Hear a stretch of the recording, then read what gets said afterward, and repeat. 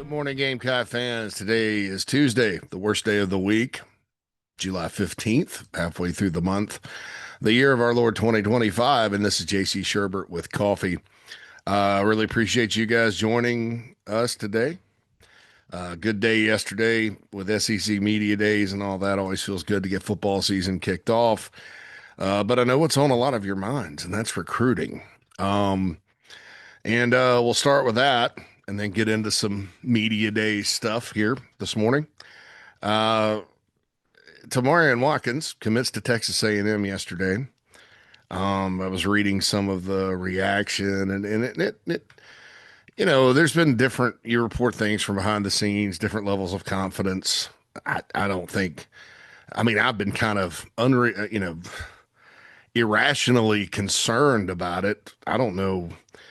ESP, whatever. I mean, in the face of everybody telling me I was crazy to even worry about the kid, and really for me, from my standpoint, folks, I didn't have any super secret information.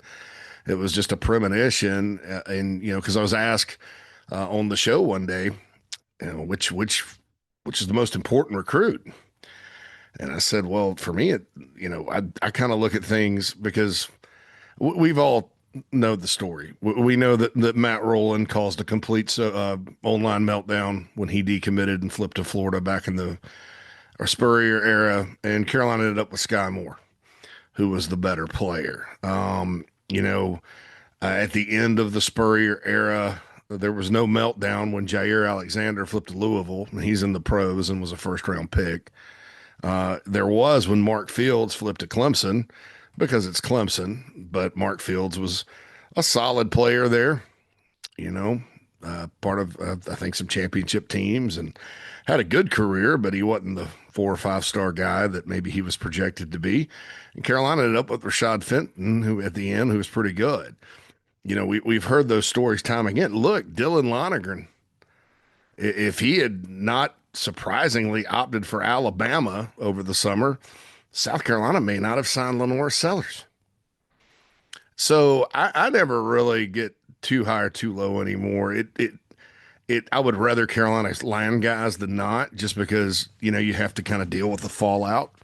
And I want to say this, I'm not against fallout and people, I don't think over the top criticism, really dumb things like people saying Beamer better win this year because he's not getting recruits. And I mean, the dramatic stuff is a little much. But people being concerned, I wouldn't have a job or a career if people didn't care about recruiting. So I don't, hey, be upset all you want. I get it. I mean, I'm glad you're passionate about it. Just make sure you're not like flying off the handle saying things you don't mean or things that are irrational. You know what I'm saying? That's the only thing I kind of, talk about. And I just avoided the meltdown on the message board yesterday. I just wasn't going to deal with it because this one, Watkins, to me, that was the guy, I looked at because a lot of people around the state have said 2 things about him. And I love him. I love him as a prospect. Number 1, he's probably going to be the best player in the state when all's said and done. Number 2, he's going to South Carolina. So maybe both of those things are wrong. And, Carolina really didn't lose a good player. Maybe they flip him. It was interesting because some of the articles I read and after he committed seemed almost write it like it was a foregone conclusion. I'll say this, it's not. Statistically, it's not. But there are, and that's on its face. Obviously, we're in 2025 in college football with recruiting, and you've heard it. I mean, you heard the whole Big 12 media days was really that they talked about Texas Tech without talking about Texas Tech. And, and then yesterday, Lane Kiffin just comes out and says there's schools that aren't following this at all. We are, and they are. Ole Miss was at the forefront of the collective stuff and all that happiness. And, they spent with the best of them and they're trying to follow the rules. I mean, so is Alabama, so is Georgia, so is Clemson, so is South Carolina. I mean, it's not that like the haves and have nots there's this divide between the haves and have-nots in college football. And when I say follow the rules, these numbers behind the scenes that you've heard on really the last three guys South Carolina's lost are insane. The math does not work, and so it's one of two. It's one of a handful of things, not two. It's not a binary thing. It's either A, they found a way to funnel cash outside of the rules, which they still have to get approved from the clearinghouse technically. I've heard that some schools, and I don't know if that's applicable to anybody Carolina's lost, are telling kids to just opt out of the house settlement. I didn't know you could do that, and then we'll just take care of you on the back end. And then if you think about it, if you go examine their state law, and I thought maybe in Texas there was some loopholes in the state law, right? And maybe that's what the Texas schools are trying to sort of get around it. But their state law is arguably more restrictive than South Carolina's. The only difference is they let some high school players get NIL in Texas that play in Texas. In other words, they can't pay Samori Matthews I know in South Carolina, the high school league said no NIL for high schoolers. So they can't do that. But I thought it was that. And I was like, well, no, that law, unless there's something buried in the text, basically says, it's basically on par with, Missouri's or South Carolina's or anybody else that's passed a good law that benefits their program. So it's nothing like that. So either they're finding a way to funnel cash, which if that's the case and it's legal, and everybody's like, oh, well, what they're doing is fine. They just have it to spend, and it's all above board. Which I don't, for that kind of money, if you're doing it across your roster, that's a lot of endorsements. That's a lot. It's a lot of autograph signings per player when you look at the actual value of those things. So it's either that, maybe they are telling kids to opt out, and if that's the case, is that why the settlement was what it is? I mean, I don't know. So, or they're selling a possibility, in other words, because these revenue share contracts can be in writing as of August 1st. So they're selling the possibility of that. This is what you could make if you're good, if you do this, if, and it's really not, it's really like incentivized, heavily, which I don't mind. But is it guaranteed? That's the question. You have to ask. I mean, if you're going for finances, right? If that's the driver of your decision, then it's not. If it's not guaranteed, then anything could happen. I mean, I don't know why that would, because you have just as much potential at South Carolina. If it's all about potential. That's what I'm saying. So maybe those numbers are just promises or possibilities, not promises, possibilities, empty promises. It would be. So it's either that or there's just a straight up lie, and that kind of, I don't want to call a possibility, a straight up lie. There's some nuance there. So I don't know what's going on with them. I know this, and there's really two tracks. There's what I just discussed, which is the math doesn't work. And I think with South Carolina, it's easy to get frustrated and get down and hang your head and say, well, they don't have the money, blah, blah, blah.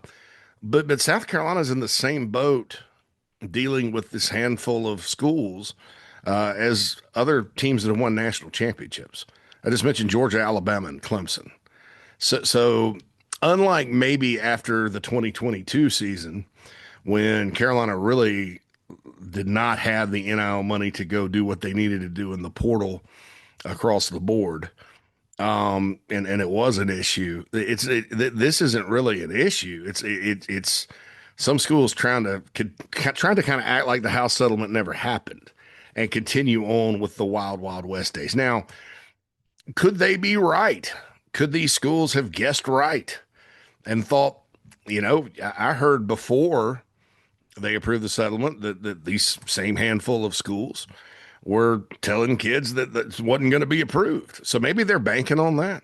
That's risky because if there's any kind of teeth at all with the College Sports Commission and all that, and it won't just be South Carolina turning. I mean, everybody in college football. I mean, you look at like I said, look at the Big 12. Look what Lane Kiffin said yesterday. I mean, there you've heard the old phrase "piss off the wrong people," you know, um, and it looks like that's kind of brewing behind the scenes in college football. Um, so there's that track of it with the money and the changes and all that. And based on, what I've been told and what I know, that is a factor with some of these guys. Others are, situations where one man's trash is another man's treasure. You've heard that saying. Or maybe another school wants to pay a little more. Carolina's like, well, I don't want to really, well, we like this guy, but we'd rather pay somebody else, maybe on our roster or something that much. And so we'll part as friends and see you down the road. And that's happened before too. Um, and then there's the part of this too. If you just eliminate all the crap, where it's a bottom line business in a lot of ways. And I'll just say this: South Carolina cannot afford to lose Watkins and Julian Walker out of the state. That's two really fantastic prospects. One's at Dutch Fork, one's at Northwestern. And, you can't have that. One, you're always going to probably have one, and you're always going to have a kid go to Clemson, and you're always going to have, or a handful of kids go to Clemson. You're always going to have one that says, I'm going to go to Georgia. Desmond Green went to Florida. I think that's one where one man's trash is another man's treasure kind of situation. I don't know that Carolina was way fired up about him, but so every situation is different. But in the aggregate, over time, if you start losing, and look, I've said it before: Georgia's going to get guys, Clemson's going to get guys, that kind of thing. But this is Michigan and Texas A&M. And that's the kind of thing where you just can't have that precedent being set. It's been, 15 years where even through the bad years, unless there's been like a coaching change, like the Will Muschamp transition, they lost Ingram Dawkins. And it was during the pandemic too, so the kid could never visit. Ingram Dawkins, Justice Boone, who's now at Arkansas, went to Florida, two D linemen out of the state. And over time, they could have used those guys. I mean, so that hurts, but other than those types of periods, South Carolina's batted what they should within the state. And they still are. I mean, they still have a really good group of in-state players. Don't get me wrong, but you can't set this precedent, and that's just ignoring all the crap, all the other crap. Just saying, hey, at the end of the day, regardless of how it happened, this is not good for South Carolina football. Now, I know saying that, people are going to want to say, well, who's to blame if we take all the crap out?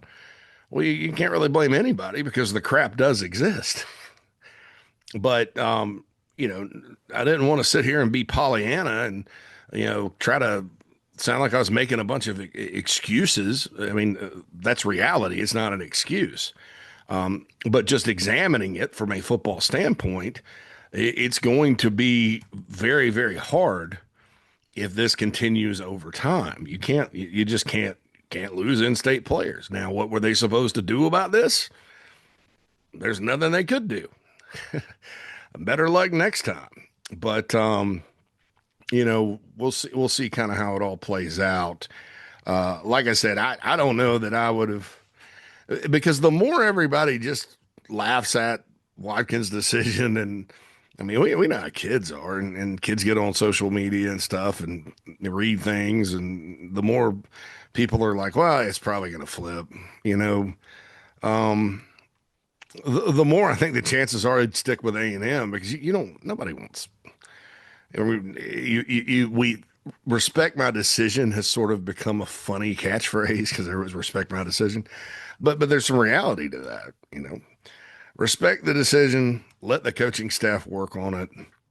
Um, like I said, I don't know that if everybody wants these guys in the class that they're trying to flip. I don't know that it's great to just assume they're going to.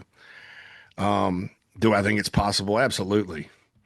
I mean, there's some people around Rock Hill that also. I mean, you want to talk about saying that it's a given? They think it's a given, and the same thing with Samari Matthews. There's people with deep connections to Charlotte that don't think there's any way he ends up in Texas. In fact, um, another school involved with his recruitment, not South Carolina. He's already trying to set up an unofficial visit based on what I was told. Now, maybe that's true, maybe it's not, but that's the scuttlebutt out there on Smoke Matthews. So Carolina's got some flipping to do. To flip, you really need to have a good season. And at SEC Media Days yesterday, Shane Beamer addressed the media. Lenore Sellers was a popular pick to interview. He did a great job. Lenore is an interesting guy when you interview him. He's very intelligent, has a lot of things to say. And I'll say this about Lenore: he's honest about he'll honestly answer things. And let me explain how the SEC Media Day sets up. So outlets that cover specific teams will send um, writers, and you're there, and they'll send them for 4 days to get content. I I couldn't do that anymore. I just that event. I retired from going to that event. Maybe about 2015 was the last one I went to over in Birmingham. And I'm better off for it, folks. Better off for it. But it just drove me nuts. I didn't know anybody. Now it's on TV. I mean, but anyway, they'll send the writers, and so you're there, and say you cover Alabama, and there were some yesterday, and then so you got the players and the coaches, and so Alabama's on South Carolina's schedule. So obviously they're going to ask about what do you think about the Alabama game? Now, DQ Smith said, and most players will do this. Like, well, that game's a long way away. We're focused on having a great training camp and Virginia Tech and whatever. And that's the right answer. And I'm not saying Lenore's had the wrong answer, but Lenore Sellers just talked about the game. Well, yeah, like last year, they had great athletes, and our focus in that game would be, just building on how we played in it last year and eliminating the mistakes. We'll be hyped for that game. He said, I mean, just straight over tackle. Hey, all right, you want an answer? I'll give you an answer. You can't handle the truth. You want answers? I'll give you answers. Anyway. So really enjoyed Lenore's yesterday and all the players. DQ Smith seems pretty confident this year. Nick Barrett, we kind of broke them down yesterday. I thought that was a good experience for the Gamecocks and all that good stuff. So now the Gamecocks are kind of out of the way. Continue to talk about it this week, and then you kind of got 2 weeks of, and then practice starts, and so you got updates from practice, and everybody's got their ear to the ground about that, and scrimmages, and then the season's here. And I cannot wait to get to Atlanta. I'm looking forward to the second time I will have been in that stadium. Obviously, it's the first time Carolina's played in that stadium. And they haven't played in Atlanta a whole lot at all through the years, which is weird. But, I'm looking forward to it and seeing friends, seeing many of you down there. So personally, I was excited when they announced this game on the schedule because I've always wondered, through the Spurrier era, why you would invite. I think Duke's been there twice, maybe once. But why would you invite Duke and Syracuse and in South Carolina and Boise State? South Carolina never got an invite. So I don't know. Finally, they did. Hats off to Ray Tanner for getting it on the schedule. I think everybody or a lot of Gamecocks are done with the Charlotte games. But Atlanta's a different animal altogether. It's the capital of college football, so to speak. The Hall of Fame's there, and it's where the SEC championship game is. And this was an interesting Interesting conversation with Paul Finebaum that Shane Beamer had yesterday, and it's refreshing. I sort of, I think it's good to embrace expectations. It's good to be confident. And Beamer he was asked, can South Carolina win the SEC championship? And Shane's answer was it's doable. Um, and I do think it's doable. And I'll agree with Beamer on another point. I think that if they are going to do that, there's some things that happened last year that they've got to clean up. There and that were costly in losses. I mean, this team last season was close. I mean, I talk about it all the time. I mean, that LSU game, good Lord. I mean, it was what, game three? It's LSU. Carolina hadn't beaten them in a million years. Actually, it's been 30, 1994. And, so you're like, well, and they had lost to Southern Cal, so their backs were kind of against the wall. Carolina got off to a good start. And anytime, to me, like that game stung a lot more than Ole Miss, where it was just a dumpster fire. It was the worst game of the year from beginning to end. Um, just disappointing type of performance. But to me, blowing a lead is a lot more gut wrenching because you look back on those games and there's like 16 different things that play to play that would have gone your way. It would have been a different outcome. The Missouri game could have really gone down like that too, had they not rallied and won. And if you think about the terrifying, to me, it's terrifying too because I was at the game with my stepson and wife, and would have had to drive all the way back to Chicago on Sunday. We did drive all the way back, made it. Introduced my stepson to the Waffle House. He had never been. He loves it. Um, but that would have just been a disaster. And at that point, had they lost, you don't think about it, they had a tendency at times last year to get up, to have a lead, and then let other teams come back. I mean, as beautiful as that Texas A&M final score was, and I'm sure in light of the Watkins decision, everybody's a little more happy about the 20-point win at home last year for the Bonham Trophy. In that game, Carolina's up 17-6 right before the half. A&M's up 20-17. They rallied. They have momentum. Carolina drives down, ties it, and Rocket had the big run. The rest is history. But defense adjusted second half. So that type of thing, step on their throat when you have them down. Now, what are the reasons for the leads not hold? I don't know, inconsistencies on offense and defense, adjustments on defense that tend to come at halftime, or the big ones tend to come at halftime. With Missouri, I thought they got too conservative on offense. I mean, Missouri was determined to stop the run, and it looked like in the third quarter, Dowell Loggins just said, I'm just going to run it regardless. KMA. I don't know I think they kept throwing it and been aggressive and not really been, I mean, because sometimes like you're worried about turnovers and letting them up off. And so, you play it conservatively. I think the conservative play and then the fact that Missouri was running through the defense with the outside zone, that was maybe not the right call, but it's a 50-50 call in that one.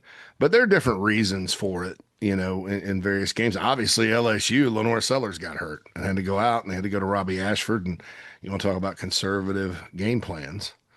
That was definitely one of them when Robbie came in. So there are different reasons for it. But that's one thing that if you're going to win an SEC championship, you got to do. Had you won the LSU game, uh, not only, and I went through and I did the tiebreaker with Georgia, not only would have South Carolina gone, to the playoff, South Carolina would have played Texas for the SEC championship. That's how close last season was. And so what Beamer's point was, we were close last season. We'll come back this year and clean up some of the things. I think Lenore Sellers in the run game holding on to the football is massively important. I don't think he needs to think about it too much, but you can't fumble that much at quarterback. And it happened a lot. He really didn't have a lot of egregious interceptions that he threw. But the fumbles, that's got to change. And there's maybe some fundamental things. Obviously he's going to be stronger this year. I think too, when you're new at something in football, you can fumble because you're not used to, in high school or in the limited time he played his freshman year. Maybe you don't have these guys knocking the ball out and stuff. So you're not out. He wasn't out in the open field a whole lot. So I get it, but that's got to improve. And then there's all the personnel stuff too, where, how do you replace the losses and all that? And that's kind of, Beamer saying that, I don't want people to think he is a Pollyanna or sunshine pumper. He tends to be very positive and feed off positive energy. But I think, belief goes a long way. Steve Spurrier was that way, back in '07, and it didn't work out because the bottom fell out on that season after a trip to Chapel Hill. We're 6-1, ranked sixth in the country, lost to Vandy at home in October, and then just lost every other game by different ways in every game. And it ended with Clemson kicking a field goal in '07. That was a big meltdown on Big Spur. And Carolina didn't even go to a bowl. But after his first 2 years, he talked about openly, we're going to go after the SEC championship next year. Year 3, blah, blah. Spurrier wasn't the most patient guy in the world. he was more patient at South Carolina than maybe he was at Florida. But I'm convinced that season, that belief, and Carolina did get off to a really good start that year. I mean, LSU won the national championship. They went down to Baton Rouge and lost 28-16. LSU had a major talent advantage. I was at that game. It was raining in Baton Rouge, and you look at LSU's guys and Carolina's guys, there's no comparison. They had a little fast guy. They ran a fake punt, but Carolina was right there. Early on, scored. I mean, it was they were competitive in that football game. And so, and Jasper Brinkley got hurt that year too, maybe in that game. But that was their only loss. Kentucky had got also a hot start, was in the top 10, beat them on a Thursday night, went up and had a 21-3 lead in Chapel Hill. In the second half, Tar Heels came back. They're firing at the end zone at the end. Carolina escapes. And after that, some people won't even talk about halftime of that game. It's weird. But, I'm convinced, though, that the reason that team got off to such a good start was the belief. Spurrier's documentary he did with Kenny Chesney was called The Believer. So that people don't talk about that a lot. They think the head ball coach is just a computer that dialed up ball plays like the Terminator. But there were a lot of, going against the grain human aspects, human psychology aspects that he employed as a head coach that don't get talked about enough. And they were really, really good and fascinating, really, because they were out of the box, just kind of like he was. Well, shoot, I just do things differently. and so my point of all that is what Beamer's doing is a little different. You don't expect the South Carolina coach to go to SEC media days and tell Paul Finebaum, come on, JC, Paul Finebaum, that, hey, yeah, it's very doable to win the SEC championship this year. And that's harder than winning the national championship. Another Spurrierism. So the hope is maybe, this is the one of 3 trips to Atlanta, heck, maybe 4, because I think the Peach Bowl definitely is in the playoff at some point. But that would make up for all the years the Peach Bowl and the kickoff game snubbed the Gamecocks for no reason. So anyway, I on that point, is it doable? Yeah, it is. But a lot of things have to go their way, just like a lot of things had to go Georgia's way to win it last year. A lot of things had to go Alabama's way to win it the year before. I mean, think about Alabama in 2023. And maybe they still beat Georgia the next week because I believe they had the division wrapped up. That Auburn win, I mean, it's third and whatever. And Bilro goes beyond the line of scrimmage and tosses one to the sidelines as a penalty. And then it's fourth and whatever, and they throw a touchdown. Are you kidding me? So look, it's a game of inches, folks. And to win a championship, and then when you got to get there, you got to win the game. As Carolina found out in the last time they were there.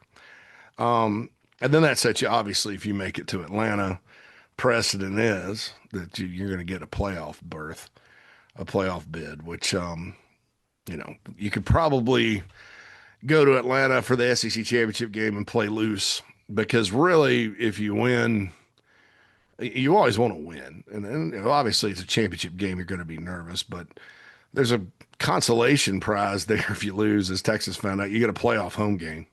So I don't know that the Gamecock Nation, if they're in Atlanta walking out of Mercedes-Benz and they've lost to whoever, name your team, that there's not going to be like, all right, sucks to lose, but what about tickets and parking and all that good stuff for the playoff game coming up to Williams-Brice Stadium? Oh, man. I kind of got off I'm kind of dreaming today a little bit, I guess. But yeah, is it doable? Yes. I think there's a lot of keys specifically to make that happen. But the bottom line is I wanted to talk and express that, I think that it's good that Beamer has that in him. I think that at South Carolina, you can't just do, and this is recruiting and everything. It's never really worked when you've tried to do the same old thing. I mean, you take Brad Scott and Will Muschamp's era, okay, the mighty Florida State Seminoles just won a title. We got this futuristic offense and the man behind with the plan, and we're going to do it just like Florida State. And he did try to do a lot like Florida State. And it didn't work, Now, it worked at Georgia when Mark Richt got that job, but that's Georgia. There are we know there are advantages. But who's won at South Carolina? I mean, Will Muschamp, had never coached at any place like South Carolina. Well, since way back like Valdosta State in Eastern Kentucky. And most of his staff hadn't either. So you try to recruit like you do the other places, and it's tough. But you sort of look back and who's won? Joe Morrison won. Well, he was different.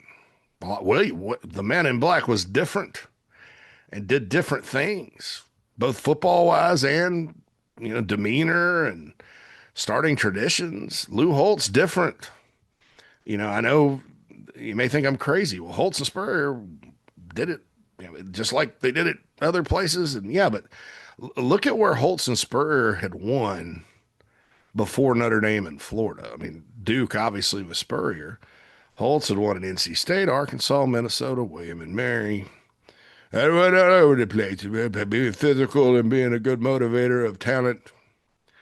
Lou Holtz was different and had the guts. Both of those Hall of Famers had the guts when things weren't working to get away from what they liked. Now, Lou kind of tried to go back to it later on, but Skip Holtz, that offense Skip Holtz ran in 2000 was nothing like what they tried to run in 99, the old Notre Dame stuff. And Lou, different, personnel. He loved to move personnel around. Spurrier, at some point, it's like, well, the run game with the fun and gun, you just run the draw and out of the eye all the time. People can defend that pretty easy. All right, so let's put in some zone read and quarterback run, and away we go.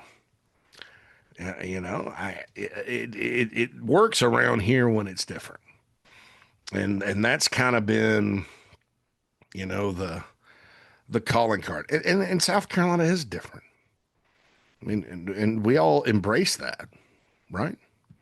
Everything from the mascot to the state, it's a little different in a good way. I mean, I'm proud to be from South Carolina and proud to be a South Carolinian and proud of to be affiliated with the Gamecocks. I mean, it's embrace it. And so that's it. That's what I want to say about Beamer and the SEC championship thing. And I chuckle just because when he said it, I was like, oh man, there's going to be some people that are pissed off about recruiting, and they're going to apply that to Beamer's confidence about this year's team. Well, no recruits can play for this year's team. I'm sure some school may find a loophole, right? We can pay $1 million and you can suit up for us right now. Hell with the house settlement. Anyway. And so we'll see what happens with that. All right, we got Inside the Gamecocks, the morning show coming up here on Chief Sports. We'll have at 10 o'clock, it'll be Bradford Morgan and John Strickland will join with Talking Ball. Phil and I will follow. The Super Stream is back starting at 10, so of Crosstalk and all that good stuff. I'm sure they'll continue to discuss SEC Media Days and all that. On the show today, we'll have the poll.